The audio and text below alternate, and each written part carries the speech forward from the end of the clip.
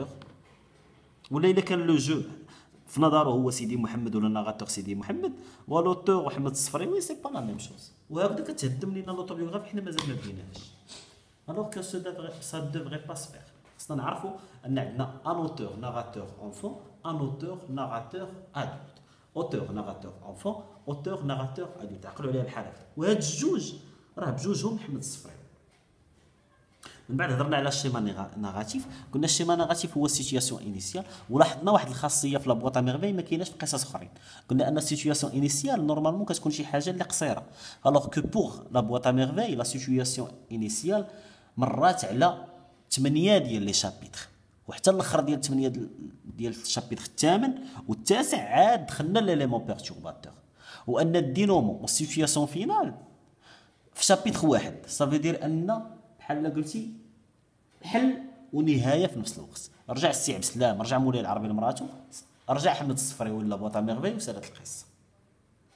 من بعد هضرنا على شنو؟ هضرنا على لا سيتوياسيون دان باساج، يعني ان باساج بور سيتوي ان باساج. قلت لكم ان لي ريبونس il y en a plusieurs، ولكن كاين دي ريبونس ستاندار اللي غينفعوكم.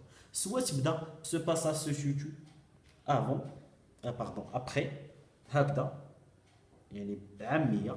شنو غتخليك؟ غتخليك انك واخا ما تعطيش دي بريسيزيون اللي كيكونوا صحاح، يعني تهضر اون جينيرال، فكيخليك انك يكون الجواب ديالك صحيح. ولكن الا كنتي ميتريزي، يعني قريتي مزيان لي شابيتر، شفتي الفيديوهات اللي كيهضروا على الملخصات، ضبطتي الاحداث فين كاينين، tu peux aller même à dire jusqu'à dire ce passage se situe juste après. هذيك جوست بحال اللي زعما كتعطي ديتاي ديال الديتاي.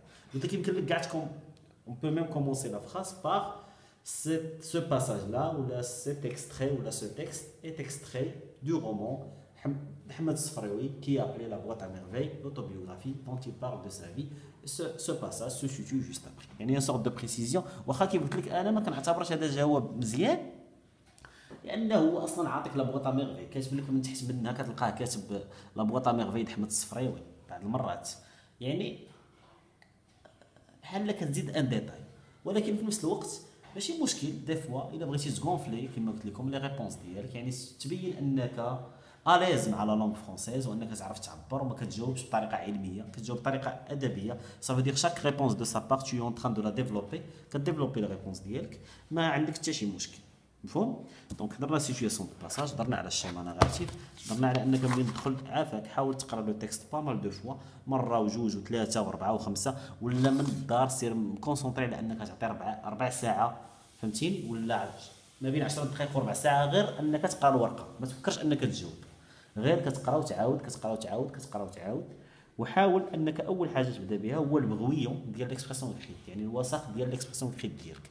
علاش؟ باش الا كانوا شي افكار مشتتين ولا شي حاجه مع قوه المراجعه وداك الشيء